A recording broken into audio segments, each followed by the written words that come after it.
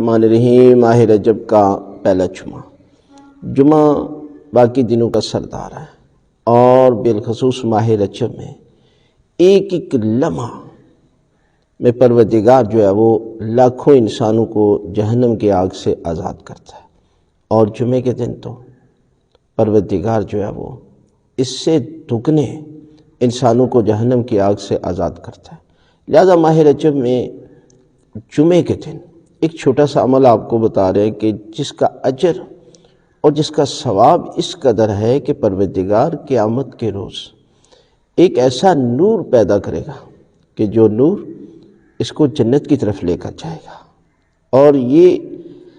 اس عمل کو انجام دینے والے کو پروردگار اجر دے گا۔ وہ کیا ہے کہ جمعے کے دن 100 مرتبہ سورہ توحید،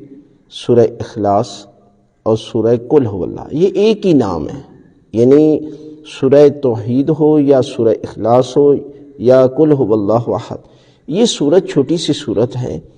اس کی ایک تسبیح 100 مرتبہ آپ نے تلاوت کرنی ہے تو پروردگار جو ہے وہ